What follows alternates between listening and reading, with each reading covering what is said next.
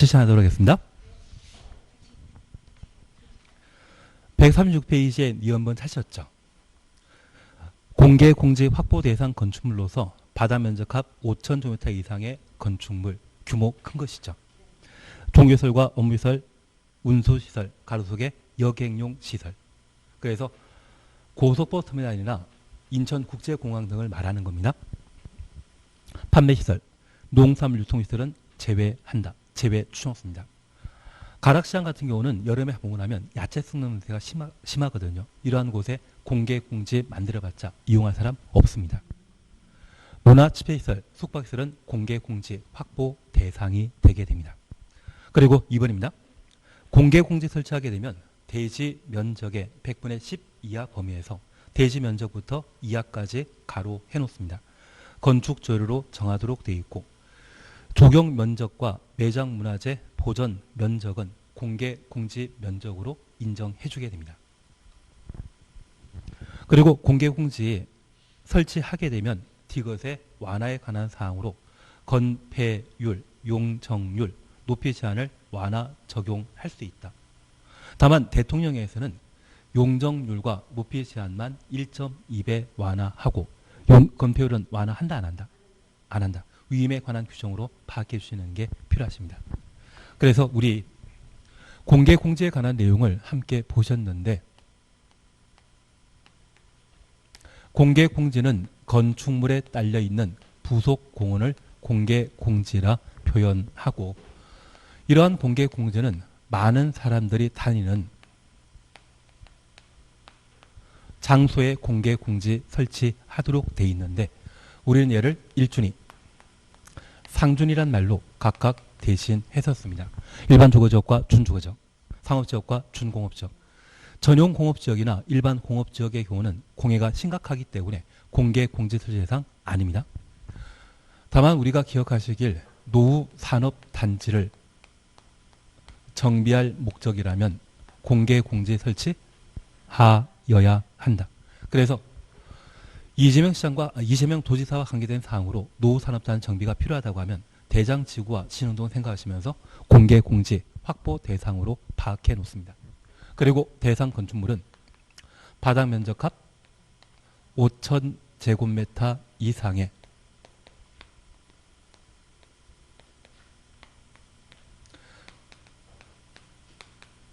종업운 판문숙인 때 공개 공지 확보 대상으로 파악하시는데 우리 종종우는 판문숙이란 말 기억나시죠?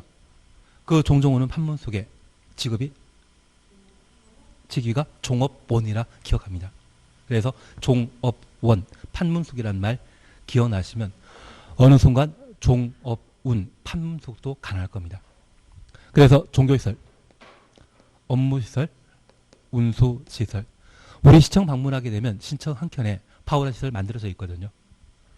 시청 크기가 바다 면적합 5,000제곱미터 이상이라면 공개 공지를 의무적으로 설치할 대상이기 때문에 그러한 파워라 시설이 만들어지게 됩니다. 그리고 백화점에 해당되는 판매시설, 문화집회시설, 숙박시설 이러한 6가지 용도의 건축물은 공개 공지 확보 대상입니다. 그래서 종종우는 판문숙은 다중이용 건축물이고 종업운 판문숙은 공개 공지 확보 대상으로 파악해 놓습니다. 이러한 곳에 공개 공지 설치하게 되면 저 공개 공지는 누구나 출입할 수 있도록 만들어야 되는데 특별히 대지에 직접 설치하는 것이 원칙입니다. 대지 면적의 10% 이상이다, 이하이다. 이하. 첫 번째 우리 이해하실 것이 있습니다. 저 10% 앞에는 항상 대지 면적이란 말이 나와줘야 되고 이 공개 공지를 10% 이상 설치하게 되면 사유재산권을 지나치게 침해하는 겁니다. 개인 땅에 공개 공지 만드는 것이기 때문에 그 공개 공지 면적은 개인에게 부담될 수 있거든요. 그래서 10% 이하에만 공개 공지 적용한다라는 것 파악해 놓습니다. 그리고 이 공개 공지는 대지에 직접 설치하는 것이 원칙이지만 필로티 구조로 설치하는 것 허용합니다.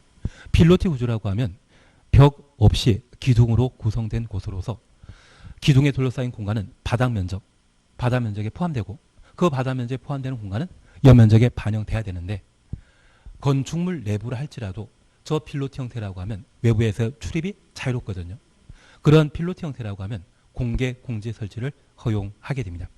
그리고 이 공개 공지에 벤치나 파우라시를 만드는 것이 일반적이지만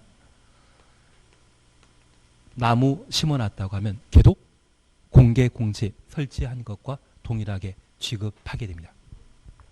그리고 이런 공개 공지 설치하게 되면 착한 일 했기 때문에 규제를 풀어주게 되는데 건폐율, 용적률 높이지 않을 대통령령이 정한 범위에서 완화할 수 있습니다. 그래서 건폐율 완화할 수 있다. 맞습니다. 다만 1.2배란 말이 나오게 되면 그 앞에는 항상 뭐만?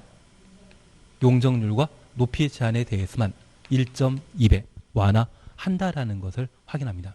만약 시험에 건폐율 1.2배 완화한다. 이 말 나오면 틀립니다. 용적률과 높이 제한에 대해서만 1.2배 완화한다. 그렇게만 파악해 놓습니다. 그리고 2번 특별 건축구역 사셨죠. 얘는 용산과 관계된 사항이기 때문에 꼭 한번 정리해 주셔야 됩니다. 우선 기억입니다.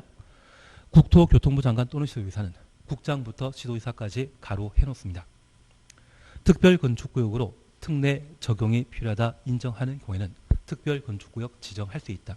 지정권자는 국토교통부 장관, 시도지사라는 것 눈에 익혀놓습니다. 그리고 니어머리입니다. 다음 하나에 해당되는 지역 등에 대해서는 지정할 수 없다. 다만 한 줄 밑에 군사기지 및 군사시설 보호구역에 해당되는 경우는 국방부 장관과 사전에 협의해야 한다. 국방부 장관부터 협의까지 가로해 놓습니다. 그리고 1. 개발제한구역. 개발용지입니까? 비개발용지입니까? 비개발용지. 자연공원? 비개발용지. 접도구역? 비개발용지입니다. 여기 접도구역은 비도시지역에만 적용되는 제도인데 도로에 접해 있는 땅을 법에서는 접도구역이라 하고 이 접도구역이 도시지역에 속해 있다면 도로변의 땅으로서 대시고요. 관농자의 도로변의 땅은 교통안전시설이 부족하다 보니 차량이 가속 운행 중에 도로 이탈하는 경우가 허다하거든요. 그래서 가끔 중학생이 차를 렌트해가지고 어디 건물 외벽에 차가 부딪히는 경우도 있더라고요. 그래서 이 관농자의 경우는 교통안전시설이 부족하기 때문에 차량이 도로를 이탈하는 것이 가능합니다. 그 이탈을 고려해서 이 도로 경계선으로부터 5m나 최대 30m 범위에 12개 접도구역이라고 적어놓고 세워놓는 경우가 있거든요. 이 접도구역으로 지정된 공간에는 건물 건축할 수 없습니다. 접도구역은 개발용지이다, 비개발용지이다. 비개발용지입니다. 그런데 우리 과거 청주시가 그 외곽이 청원군이었던 것 기억나십니까? 지금은 통합했거든요. 도시는 팽창한다? 축소된다? 팽창합니다. 그 팽창한 도시 같은 경우는 이 접도구역도 팽창 가능성이 있다면 투자 가치가 있습니다. 나중에 필드로 우리는 많이 돌아다니실 거죠. 예, 도움이 안 되는 이야기 있어서 드렸습니다. 다만 우리가 기억하실 것은 저 접도구역은 시골지역 관농자의 경우는 건물 건축한다 못한다. 못하는 공간으로서 특별 건축구역 지정 대상이 아닙니다. 보전산지. 산은 딱 두 가지입니다. 보전산지와 준보전산지. 산을 구입하게 되면 나는 준보전산지만 구입하자. 그래서 산 같은 경우는 전국의 90% 이상이 국공유지이거든요. 그래서 국유림과 공유림이 전국의 90% 이상이고 그 중에 90% 중에 95%가 국유림이거든요. 그래서 나머지가 지방 자탄제 소유하고 있는 공유림이고 그리고 나머지 10%가 사유림입니다. 그래서 산지관리법에 따르게 되면 국유림과 공사유림으로 나눠버립니다. 그리고 우리는 보전산지 구입하면 꽝입니다. 뭘 사자? 준보전산지. 뭔 이야기인지 잘 모르고 있습니다. 그냥 넘어가도록 합니다. 다만 우리 기억하실 것은 보전산지는 개발용지가 아니기 때문에 특별건축구역 지정 대상 아니다. 그렇게만 구분해 놓습니다. 그러면 여기 특별건축구역과 관련되어 여기 지정 대상은 각종 개발 사업이 예정되어 있는 곳이라고 하면 특별건축구역 지정 대상인데 1호가 용산입니다. 그래서 예전 2006년쯤에 용산에 대한 국제업무지구에 대한 개발 사업을 계획한 적이 있는데 이때 MB가 2006년 아닌가요? MB 때 계획했습니다. 그러면 저 당시만 하더라도 서울 강남 아파트 가격이 평당 한 2,000에서 2,500이었는데 이때 MB는 용산 국제업무지구 개발하면서 평당 분양 가격을 1억짜리 아파트를 건설하려고 했습니다. 재작년에 홍콩에 아파트 한 평이 2억에 분양된 적이 있거든요. 그래서 서울이 국제도시로 승격하면 발전하게 되면 충분히 가능하다 해서 용산 국제업무지구에 대한 개발 사업을 도모한 적이 있습니다. 그래서 국제도시가 되기 위해서는 가까운 곳에 공항이 하나 있어야 되고 국제항이 있어야 되거든요. 서울 같은 경우는 공항은 이미 확보된 상태이기 때문에 항구만 하나 잘 만들면 됩니다. 그래서 용산항을 만들고자 운하 개발 사업을 했던 적이 있습니다. 다만 그 운하에는 배가 다니고 있겠습니까? 자전거가 다니고 있겠습니까? 자전거가. 수심이 워낙 얕게 만들어가지고 괜한 이야기 했습니다. 그리고 갑자기 부동산 경기가 좀 꺾이다 보니 2011년도에 철도공사와 여러 회사가 컨소시엄 형성해서 개발 사업 했었는데 삼성물산이 부동산 경기를 좀 어둡게 봐서 발을 뺀 적이 있거든요. 그때 매몰 비용만 1,600억 정도였습니다. 그걸 감당하면서 발 빼더라고요. 그런 일이 있었던 곳이 용산 국제업무지구인데 그곳은 다양한 개발 사업이 예정되어 있기 때문에 특별 건축구역 지정 대상이라는 것 기억해 놓으시고 다만 이곳이 비개발 용도인 경우는 특별 건축구역을 지정할 수 있다 없다? 없다. 가장 대표적인 것이 개발제한구역, 흔히 그린벨트라 불리웁니다. 그리고 접도구역, 비개발 용도라는 것 기억해 놓으시고 자연공원이라면 국립공원 등을 말하거든요. 그리고 보전산지, 비개발 용도라는 것 각각 파악해 놓습니다. 다만 이런 다양한 내용들 중에 군사기지는 원칙적으로 개발할 수 없습니다. 군사기지 주변에 초고층 건물 만들어 놓게 되면 카메라 들고 올라가는 분들이 참 많으실 겁니다. 기밀 촬영하기 위해. 다만 이 군사기지에 대해서는 용산 미군기지의 개발 사업을 도모하고자 지정권자인 국토교통부 장관 또는 지도이사는 누구랑? 국방부 장관과 협의하면 특별 건축구역으로 지정할 수 있다는 것 파악해 놓습니다. 그래서 대상에 관한 구분해 주시는 게 가장 기본적인 내용이고 현재 특별 건축구역 지정권자는 누구이다? 국장 또는 지도이사. 이들은 도시계획위원회 심의 거치겠습니까? 건축위원회 심의 거치겠습니까? 건축이. 우리가 공부하는 내용들 중에 국토계획법과 개발부 정비법은 모두 도시계획위원회에 관계된 사항이고 나중에 주택법 공부하시게 되면 주거정책심의위원회라는 게 있습니다. 걔는 별개를 하시고 건축법 공부하게 되면 항상 건축위원회입니다. 건축물 개발과 관련되어서는 건축 전문가의 검토 필요하거든요. 그래서 건축위원회 심의 거쳐 특별 건축구역을 지정할 수 있다. 그렇게 구분해 놓습니다. 그리고 이번 해제 차시였죠. 국장 또는 지도이사는 다음 어느 하나에 해당되는 경우 전부 또는 일부 해제할 수 있습니다. 1번 요청하는 경우, 2번 거짓 그 밖에 부정한 방법으로 지정받은 경우, 그리고 3번, 4번 묶어놓습니다. 특별 건축구역 지정일부터 5년 이내, 5년 추놓습니다. 지정 목적에 부합하는 건축물 착공이 이루어지지 아니하는 경우 전부 또는 일부 해제할 수 있다. 임의사항이라는 것 파악해 놓습니다. 그리고 4번입니다. 특별 건축구역 지정 요건 위반하였으나 지정 불가능한 경우 지정 요건부터 불가능까지 가로해 놓습니다. 그러면 우리가 잠깐 구분해 주실 것은 절차와 관련된 내용에 대해서는 나중에 문제 풀이하면서 하나 더 보실 겁니다. 여기 특별 건축구역과 관련된 사항으로 특별 건축구역이 지정되더라도 용도 지역은 변경되지 않는다라는 말이 있는데 얘는 천천히 해나가시면 됩니다. 얘는 나중에 해나가시고 지금 당장 해주실 것은 특별 건축구역을 지정하면 해제해야 한다. 해제할 수 있다. 할 수 있다. 그래서 우리가 지금까지 공부하시면서 지역, 지구, 구역 지정에 있어서는 이미 사항이란 말로 대신하셨습니다. 그리고 해제 요건과 관련되어 구역 지정 후 몇 년, 5년 내 공사에 착수하지 아니하면 전부 또는 일부 해제할 수 있다. 우리 2착이란 말 기억나십니까?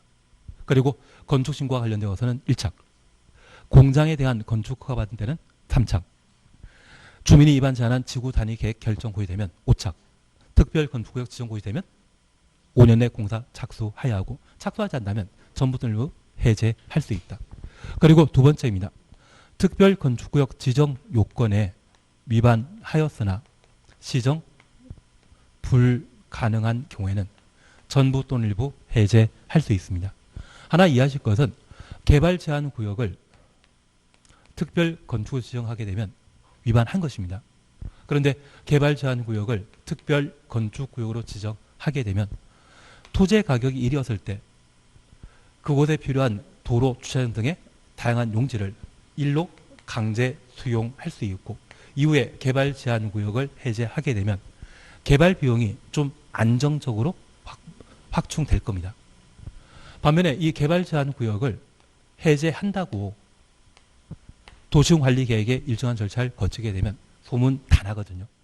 이번에 오창에 방사강 국책사업과 관련되어 나준지 청주인지 선정 대상 부지가 정해졌을 때 청주에 내려와 계신 분들이 참 많으시더라고요. 그런 분들을 우리는 뭐라 한다? 내가 하면 투자하는 것이고 남이 하면 운이시거든요. 그런 분들이 여러 부동산 중개업소 대기하고 계시면서 발표 언제쯤 나는지 확인하시고 바로 그날 다 찍으시던데요. 그게 전문가이시고요. 그렇게 한 번에 해서 일주일 만에 한 달 만에 2억짜리 3억짜리 아파트가 5천 1억 올랐다는 이야기 듣게 되면 두 번째 등장하신 분들이 계시거든요. 2차로 와서 또 투자하시는 분들, 그리고 3차 투자하시는 분들, 그리고 나중에 공사 착수했을 때 또 투자하시는 분들이 계실 겁니다.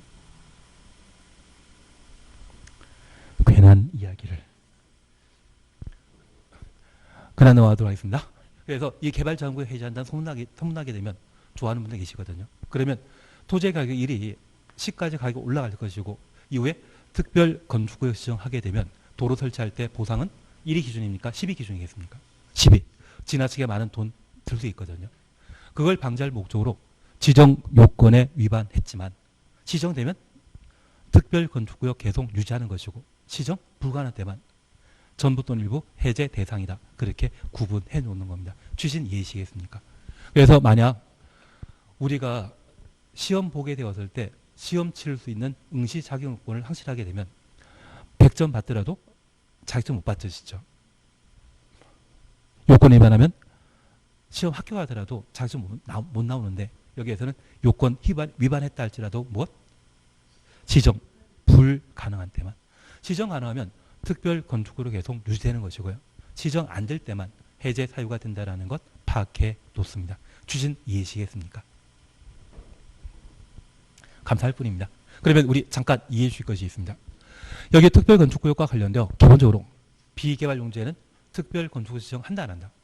안 한다. 그러면 비개발 용지는 대부분 비도시지역이고 이후 특별 건축구역이 지정되게 되면 도시지역으로 변경된 것으로 본다? 이게 없습니다. 특별 건축구역은 어디에만? 도시적으로 이미 개발 사업이 확정된 곳. 개발 사업이 확정된 곳에만 특별 건축구역을 지정하기 때문에 용도지역 변경이 있다 없다. 약간은 이해되시겠습니까? 약간만 이해하시면 됩니다. 나중에 문제 풀면서 나머지는 해나가시고 기본적으로 특별 건축구역은 개발 용도에만 특별 건축구역 지정한다라는 거 기억하시고 비개발 용도는 지정 대상 아닙니다. 그리고 해제 사유에 관한 내용만 저렇게 구분해 놓습니다. 이런 방법으로 특별 건축구역이 지정되게 되면 5년 내 구역 지정에 부합하는 건축물 건축하게 되는데 이러한 건축물은 국가, 지방자치단체, 정부 투자기관, 지방공사 모두 누구입니까? 공공이 만드는 때는 아무런 제한 없이 특별 건축구역에 건물 건축할 수 있는데 저 공공을 제외한 자를 우리는 민간이라 표현하게 됩니다. 여기에 안 나와 있는데 그냥 믿고 나중에 하십니다. 여기 민간이 특별 건축구역에 건축물 건축하게 되면 허가권자로부터 특례 적용과 관련되어 특례 적용이 필요하다 인정받아야 되고, 건축물의 용도와 규모를 제한하게 되는데, 만약 공동주택을 건설하게 되면 공동주택 중에 아파트와 연립주택만 건축할 수 있습니다. 그리고 그 세대수는 300세대 이상 돼야 되고, 주상 복합 건축물이라면 공동택의 세대수가 200세대 이상인 때만 특별 건축구역에 건축할 수 있습니다. 누구만? 민간은. 그래서 저 민간이 특별 건축구역에 건축물 건축하고자 한다면 공동택 중에 뭐만? 아파트 연립. 다세대는 건축한다 못한다? 못한다. 그리고 이 아파트를 150세대 만들겠다고 하면 만들 수 있다 없다? 없다. 최소한 얼마? 300. 주상 복합 건축물이라면 200세대 이상인데. 그래서 이 민간의 경우는 다양한 규제 적용 대상이고, 공공은 그런 제한 없다. 그 개념만 잡아 놓습니다. 그리고 효과와 관련되어 건축 제한 배제에 대해서는 지금 할 필요 없습니다. 다만 제가 부탁드릴 것은 개발 사업을 촉진시키고자 한다면 규모 풀어줘야 된다. 규모 강화시켜야 된다. 풀어줘야 됩니다. 그래서 특별 건축구역에는 건폐율, 용적률 한 줄 밑에 적용하지 아니할 수 있다. 그래서 이 특별 건축구역으로 용산이 지정되게 되면 용적률을 3000%로 생각하고 있습니다. 그리고 삼각지일 때 개발하게 되면 그때도 용적률을 3000%로 생각하고 있는데, 우리가 알고 있는 중심상업지역의 법정 최대 한도가 1500이거든요. 그 두 배를 용산 국제업무지구에 대한 개발 사업과 삼각지 개발 사업을 도모하고 있습니다. 그래서 아마 2020, 지금 20년이죠. 25년 정도의 설계도만 한번 나올 겁니다. 박 시장이 뭐 되시면? 그분 지금 서울시장 3선하고 계시거든요. 알겠습니다. 괜한 이야기 드리고 있습니다. 그때 아마 설계도면이 거창하게 나오게 될 겁니다. 아마 선거하기 직전에 한번 설계도면 뽑아지게 될 것 같고요. 그리고 만들어지게 되면 아마 크게, 그렇게 만들어지게 되면 서울 도심이 바뀌어버립니다. 잠실이나 강남이 아니라 그때부터는 용산과 여의도 쪽으로 도심이 바뀌어버립니다. 그리고 우리는 주변에 가면 짜투리 땅 많지 않습니까? 그냥 하던 거 하도록 하겠습니다. 근데 서울 지금 공덕동 가보시게 되면 한 15년 전하고 비교하면 엄청 달라졌거든요. 효창동도 그렇고. 아니 저도 이거 분발도 있고 가보질 않아가지고 옛날 진짜 빌라도 참 많고 오래된 구옥도 참 많았던 곳이고, 서울역 주변에 보면 진짜 염창동 해가지고 허름한 거 진짜 많았거든요. 아닙니다. 나중에 빨리 따셔가지고 한번 돌아내시면 눈에 보이는 게 좀 많지 않겠습니까? 괜한 이야기 했습니다. 예, 우리 맨 마지막 잠깐 봐주십니다. 137페이지 맨 마지막 찾으셨죠? 이것 도시군관리계획 의제 찾았습니까? 특별건축구역 지정하거나 변경한 경우 도시군관리계획이 결정 있는 것으로 본다. 그래서 특별건축구역 지정되었을 때 도시군관리계획 결정된 것으로 의제하는데, 이러한 의제사항에 용도 지역 지정 변경은 포함한다, 제외한다? 제외한다. 특별건축구역은 비개발 용도에 지정하는 것입니까? 개발 용도에 지정하는 것입니까? 개발 용도에 지정하기 때문에 도시로 의지되는 것 없습니다. 추진 예시겠습니까? 그것만 확인해 놓습니다. 양가서 한번 건축협정 사셨죠? 여기 건축협정은 최근 5년 사이에 2번 시험에 냈거든요. 3세판 나올 때가 됐습니다. 예, 우선 우리 함께 봐주실 게 있습니다. 여기 건축협정과 관련되어 가번 찾으셨죠? 토지소는 건축물의 소유자 등은 전원합의로 전원합의 추천했습니다. 다음 각호 어느 하나에 해당되는 지역에 건축물 건축 대우선 리모델에 관한 건축협정 체결할 수 있다. 1. 지구 단위 계획 구역. 그리고 5번입니다. 시도지사 또는 대도시장 건축협정 인가권자, 시도지사부터 인가권자까지 가로 해놓습니다. 우리 건축부에는 허가권자에는 도지사 들어가면 안 되는데 건축협정 인가권자에는 도지사 들어갑니다. 도심의 주관 개선이 필요하다 인정하여 조례가 정하는 구역의 경우에는 건축협정 체결할 수 있습니다. 그리고 나버립니다. 협정 체결자 등은 건축협정 인가권자의 인가 받아야 한다. 인가 줄만 쳐놓습니다. 그러면 첫 번째 우리 봐주실 것이 있습니다.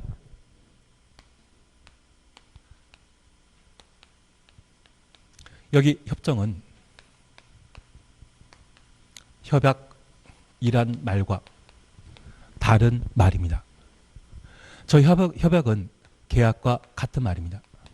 여기 계약과 협약은 사인과 사인, 개인과 개인 사이, 당사자 사이의 약정을 말하는 것이고 여기 협정은 그런 계약관계에 행정청이 개입하게 되면 얘를 협정이라 표현합니다. 그래서 우리 지금까지 민법 공부하시면서 규약이란 말 들어본 적 있으십니까? 규약은 누가 만드는 것이다? 규정은 누가 만듭니까? 정관은 누가 만드는 것입니까? 민법은 이제 공부 안 하시니까 관심 없으시고 예, 그냥 넘어가 돌아 있습니다. 편한 이야기 들었습니다. 규약이라고 하면 그때는 개인과 개인 사이, 정관이라고 하면 정관도 개인과 개인 사이 만드는데 우리 법인과 비법인 있지 않으십니까? 그런 거 안 배우시죠? 법률행위만 배우시죠? 제가 잘못 말씀드렸습니다. 하여튼 계약은 협약이라 표현하고 그 계약 협약은 협정과 같다 다르다. 그래서 사적 자치주의에 따라 계약 체결하는 것이고 그게 협약입니다. 반면에 행정청이 개입하게 되면 걔를 뭐란다? 협정이라 표현합니다. 그러면 이 건축협정은 건축협정구역에 여러 토지 소유자가 건축협정을 체결할 수 있는데 저 건축협정구역의 가장 대표적인 것은 개발 사업이 예정되어 있는 지구 단위 계획 구역입니다. 이렇게 건축협정 체결하게 되면 그 절차에 관한 사항으로 체결과 폐지에 관한 사항을 각각 정리해 주시는데 저 지구 단위 계획 구역인 건축협정 구역의 모든 토지 소유자가 동의하면 합의하면 건축협정 체결할 수 있고 그 체결한 건축협정에 대해서는 건축협정 인가권자인 시도, 지사, 시군, 구청장 이들의 인가받음으로써 효력 발생하게 됩니다. 그러면 우리 잠깐 이렇게 이해하십니다. 만약 지구 단위 계획구로 지정된 다양한 도시개발 사업이 이루어지는 곳에 주거지역과 상업지역이 각각 구분되게 됩니다. 그중에 상업지역 같은 경우에는 주게 상업기능이 정착돼야만 도시기능이 활성화될 수 있거든요. 그런데 이 상업지역의 여러 필지 소유자가 각각 다른 식의 건물 건축하다 보면 상업기능의 조기 정착이 곤란해집니다. 그래서 상업용 건물 건축하는데 A 필지의 토지 소유자가 공사기간 1년 만에 상가 만들고 그 공사 도중에 먼지 소음이 발생하게 되면 주변에 다니는 사람 참 싫어하거든요. 얘가 공사 완료되고 B 필지의 토지 소유자가 또다시 건축 공사를 진행하게 되면 6필지의 토지 소유자가 각각 다른 시기에 돌아가며 공사를 하다 보면 먼지 소음 때문에 상업 기능이 조기에 정착하는 것이 곤란해질 겁니다. 이러한 건축이나 대손이나 리모델링이 예정되어 있다면 동시에 공사 작수하고 동시에 공사 끝내보자. 계약 체결할 수 있거든요. 그 계약은 깨질 수 있죠. 대신 행정청이 개입하게 되면 깨진다, 안 깨진다? 안 깨집니다. 그래서 동시에 공사 착수하고 동시에 공사 끝내자고 계약 체결하는 것을 건축 협정이라 하고 이 협정을 누구에게? 인가권자에게 인가받도록 되어 있습니다. 이런 협정 체결 시에는 토지 소유자 전원 동의 있어야 된다는 것 파악해 놓습니다. 취진 조금 이해하시겠습니까? 그리고 두 번째입니다. 니은 폐지 찾으셨죠? 협정 체결자 등이 건축협정 폐지하고자 하는 경우 폐지 추정없습니다. 협정 체결자 과반 동의받아 과반송이 추정없습니다. 과반송이 줄쳐놓습니다. 줄쳐놨으니까. 건축협정 인가권자의 인가 받아야 하며 나버립니다. 건축협정에 따른 특례 적용하여 착공신고한 경우 착공신고한 날부터 20년 경과 후 착공신고부터 20년 경과 가로 해놓습니다. 건축협정 폐지 인가를 신청할 수 있다. 확인되시겠습니까? 그래서 우리 협정 체결 시에는 전원 동의 받도록 되어 있는데 협정 폐지 시에는 협정 체결자 과반 동의받아 인가권자의 인가 받도록 되어 있습니다. 근데 우리 하나 이해하실 것이 있습니다. 예전에 용산 국정무지구에 대한 개발 사업에 있어서는 철도공사와 삼땡이라고 하는 회사가 주도권을 가지고 여러 회사가 컨소시엄을 형성해서 개발 사업 주도했거든요. 그러면 이 두 곳이 서로 합의하게 되면 그 지분이 과반 이상입니다. 그래서 계약 체결함에 있어서 종전에는 지분에 따라 주도하는 자가 사업 관두자고 하면 중단했었거든요. 그런 폐단을 없애기 위해 만약 그렇게 중단할 정도라면 용산 재개발 사건과 관련된 참사 있었고요. 그리고 이촌동 가복에 지금은 없어졌는데 이촌동 아파트도 용산항 만든다고 해서 수용 대상이었거든요. 그래서 아파트 외벽면에는 한강물이 핏빛으로 물들 때까지 결사 항정하겠다고 플랜카드가 5개나 걸려 있었던 적이 있습니다. 반값 받으니까 기분 나쁘다는 이야기죠. 그러면 이렇게 아파트라 또는 주변 건물을 한 10년 가까이 제대로 수리도 못하고 그냥 방치하고 살게 했던 것이 이촌동 일대 형태였거든요. 그렇게 개발 사업이 무산되었다고 하면 그동안 피해본 사람 어디에서 보상받겠습니까? 그래서 쉽게 깨지지 못하도록 폐지에 관한 사항들을 개정하게 되었습니다. 그래서 이젠 만약 A라고 하는 철도공사가 지분 50%를 가지고 5개 회사가 지분 10% 가지게 되면 종전에는 지분 과반 차지한 자가 주도권을 행사했지만 지금 협정 체결자는 총 몇 명이다? 이러면 6명이고 지분에 관계없이 협정 체결자 얼마? 과반수. 그래서 6명 중에 4명 이상이 동의한 때만 폐지할 수 있도록 개정하게 되었습니다. 지분에 따라 폐지하는 것이 아니라 수에 따라 폐지할 수 있다는 것 파악해 놓습니다. 그리고 이렇게 폐지하고자 한다면 특례 적용하여 착공 신고한 날부터 몇 년 지나야 된다? 20년 지나야 됩니다. 우리 감가상각이라는 말 들어본 적 있으십니까? 감가상각은 몇 년 지나면 건물 가치는 제로가 되어버린다. 20년.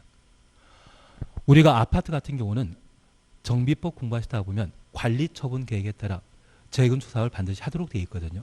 그 관리처분 계획은 환지 방식과 달리 건물 가치를 계속 평가하도록 되어 있는 방법을 말합니다. 나중에 정비법 다시 한번 공부하실 텐데 그런 관리처분 계획에 따른 개발 대상이 아니라고 하면 그때는 20년 지나면 건물 가치는 0이 되어버립니다. 그래서 우리 주변에 오래된 전원주택이나 또는 단독택, 빌라 한 20년 지나면 건물 가치에 대해서는 무시해버리고 토지 거래 시세만 기준으로 평가하자.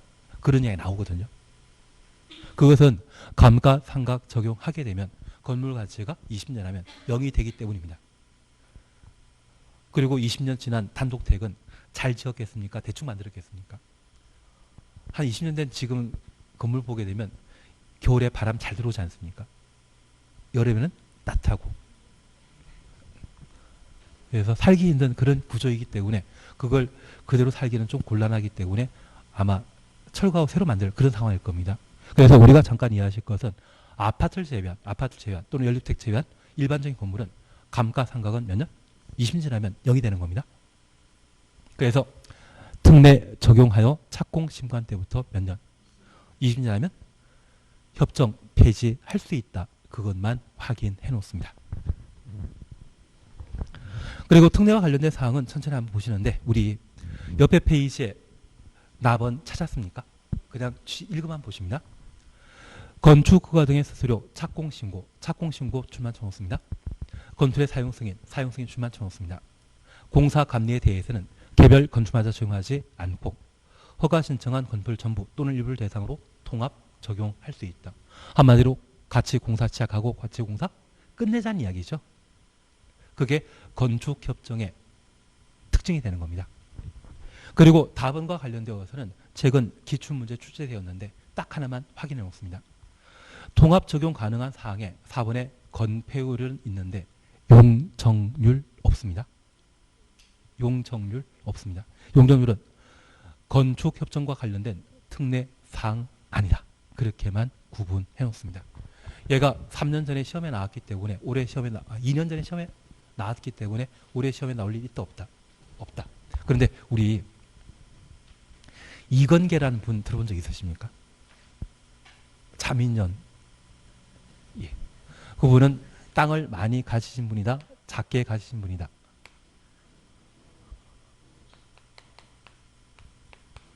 대지주 건계. 이걸로 6가지 규정을 처리하셔야 됩니다. 여기 건축협정 체결할 정도라고 하면 땅 많으신 분이 가능하시거든요. 그 대표적인 분은 누구이다? 건계. 대지주 건계입니다. 그래서 우리 1번 보게 되면 대지와 도로사의 관계, 2번 대지 조경 차시였죠. 이게 대입니다. 지하층의 설치, 건폐율, 부설 주차장 확인되십니다. 개인 하수 처리 시설 설치, 개인 확인되시죠. 그래서 우리 대지 안의 조경, 대지와 도로사의 관계, 지하층, 주차장, 건폐율, 개인 하수 처리 시설 총 6가지 규정이 건축협정과 관련된 특례 적용 사안인데 용적률 있다 없다? 없다. 용적률 없다라는 것만 확인해 놓습니다. 여기 용적률과 관련된 특례는 결합 건축에서 나옵니다. 그러면 우리 여기 건축협정은 왜 만들어 놨습니까? 용산 국제개발사업 잘 되라고 만들어 놓은 겁니다. 그거면 충분하십니다. 3번 건축협정 집중구역에 대해서는 그냥 지나가시고 다음 페이지에 4번 결합건축 찾으셨죠?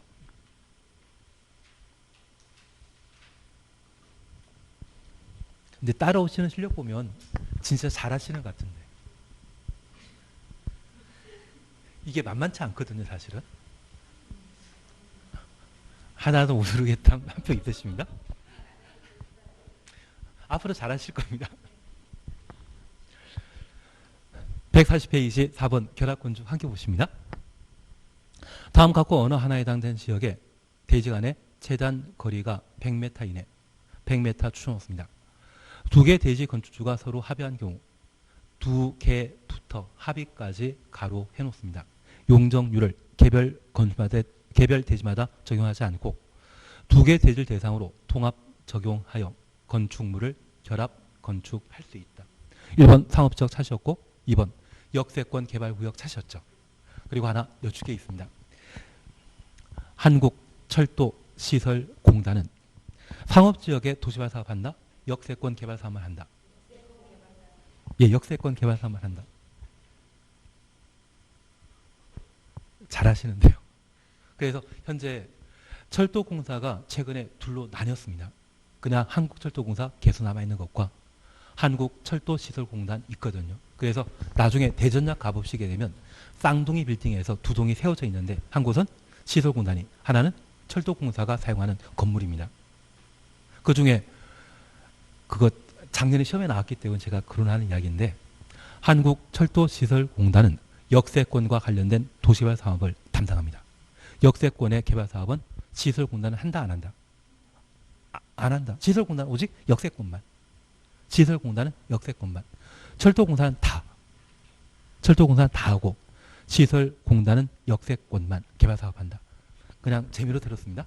제가 이렇게 이야기 드리는 건 다른 거 없습니다.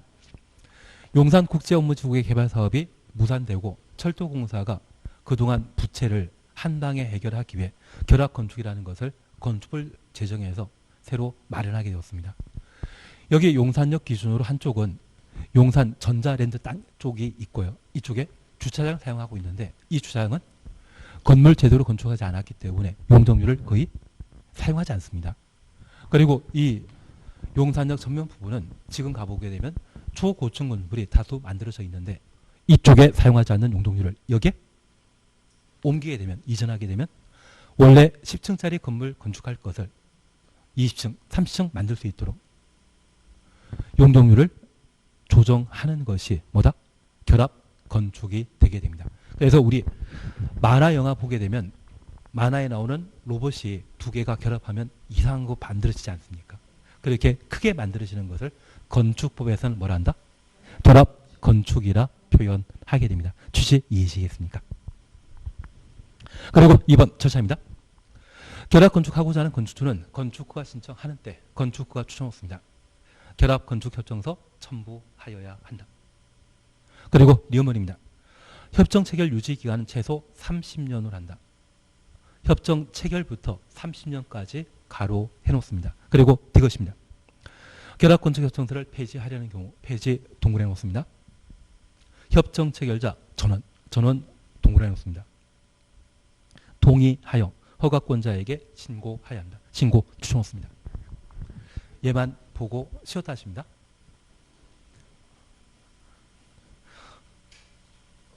대충 2주 만에 건축법 끝낸 거 보면 실력이 탄탄하신 것 같습니다.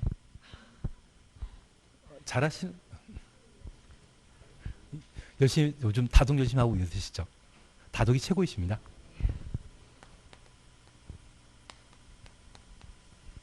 여기 결합 건축과 관련되어서는 용적률 통합 적용하는 것이 특징인데 하나 이해하실 것이 있습니다. 만약 상업지역이라는 곳에 2개 필지가 있습니다. 그리고 한 필지는 주차장으로 현재 사용하여 용적률을 전혀 사용하지 않고 동일한 상업지역에 속해 있는 하나의 필지에 원래 5층짜리 건물 건축해야 되는데 여기에 용적률을 확보하면 좀 더 큰 건물 건축하게 하는 것을 결합 건축이라 표현합니다. 그래서 각각의 대지 면적이 100이고 적용되는 용적률이 500%라고 하면 대지에 건축할 수 있는 연면적은 각각 연면적 500인데 여기에 사용하지 않는 용적률을 옮기면 이전하게 되면 여기에는 500이 아니라 1000제곱미터의 건물을 건축하는 것이 결합 건축이 되게 됩니다. 이러한 결합 건축할 수 있는 곳은 상업지역과 역세권, 상업지역과 역세권이 결합 건축 대상이라는 것 파악해 놓습니다. 그리고 그 절차와 관련되어 결합 건축 체결하고자 한다면 2개 대지 소유자가 전원 합의한 때 용적률 이전에 대한 합의한 때 결합 건축할 수 있고요. 이렇게 결합 건축하고자 한다면 그냥 만들 수 있습니까? 허가권자에게 건축 허가 받아야 됩니까? 원래 내 땅에 5층짜리 건물 건축해야 되는데 옆에 용적률 빌려서 10층짜리 만들게 되면 이때는 허가 받아야만 건물 건축할 수 있죠. 10층짜리 건물은 그냥 만든다? 허가 받아야 된다. 허가 받아야 됩니다. 관할관청은 누구? 허가권자. 결합건축의 관할관청은 허가권자인데 건축협정의 관할관청은 인가권자. 인가권자는 지도의사, 시군, 구청장입니다. 결합건축과 관련된 허가권자는 특광, 시군, 구청장. 도의사 들어간다? 빠진다? 빠진다. 건축협정 시에는 인가권자이고 결합건축 시에는 허가권자가 관할관청이라는 것 파악해 놓습니다. 그리고 두 번째입니다. 이러한 결합건축을 폐지하고자 하면 협정 체결 유지 기간인 30년이 지나야 되는데 우리 민법 공부하시면서 견고한 건축물을 소유하기 위한 지상권과 관련된 재단 존속 기간은 30년이죠. 그래서 그 지상권과 관련된 내용을 그대로 건축법에 도입한 것이 결합건축과 관련된 협정 제소 유지 기간입니다. 그래서 30년 지나야만 폐지할 수 있다는 것 파악하시고 30년 지나 폐지하고자 한다면 2개 대지 건축주 전원 합의하고 허가권자에게 뭐하고 신고. 그러면 우리 잠깐 이해하실 것이 있습니다. 과거 주차장 사용하던 곳에 이제 연면적 500 건물 건축하고자 하거든요. 몇 년 지나야 된다? 일단 30년 지나야 됩니다. 그리고 이 30년 지나게 되면 원래 이 건물에는 5층짜리 건물 건축할 땅이었는데 10층짜리 건물 건축해놨거든요. 10층 유지한 상태에서 이곳에 5층짜리 건물 건축하는 것은 안 되지 않겠습니까? 그러면 5층 없애버려야 되죠. 없애게 되면 건축법은 최근 개정하여 철거란 말 대신 해체란 말을 사용하게 되고 건물 해체하고자 한다면 뭐 해야 된다? 건물 없애버리고자 한다면 허가권자에게 신고해야 됩니다. 신고하도록 되어 있거든요. 그래서 폐지하고자 한다면 허가권자에 뭐하고? 신고하고 체결하고자 한다면 허가권자에게 건축 허가받아야만 내 땅에 5층짜리 아닌 10층짜리 건물을 건축할 수 있거든요. 그래서 동의 요건은 같지만 결합 건축하고자 한다면 새로 큰 건물 만드는 것이죠. 허가권자에게 건축 허가받아야 되고 폐지하고자 한다면 없애버리는 것이죠. 없애게 된다고 하면 허가권자에게 신고하여야 한다. 그래서 여기 결합 건축과 관련된 특례는 무엇만? 용적률만. 그래서 건축 협정 파트에는 용적률은 통합 적용하는 것 아닙니다. 결합 건축에서만 용적률 통합 적용한다. 그래서 우리 마무리 지으시는데 건축협정 체결 시에는 전원 합의하고 인가권자에게 인가받아야 되며 폐지하고자 한다면 지분 관계없이 협정 체결자 과반 통의받아 인가권자에게 인가받도록 돼 있는데 저 폐지하고자 한다면 착공 신고한 때부터 몇 년? 20년. 이들은 감가상각입니다. 감가상각에 관한 문제로서 20년 지나야 되고 반면 결합건축과 관련되어서는 빌리는 것이죠. 용적률 빌리는 겁니다. 지상권은 빌리는 개념이죠. 그 빌리는 개념으로 그 목적이 견고한 건물 건축하는 것이 목적이었기 때문에 결합건축과 관련되어서는 유지기간이 30년. 그리고 이러한 결합건축은 두 개의 대지 소유자가 서로 합의한 때 결합건축 가능하거든요. 폐지하는 때도 합의해야 되죠.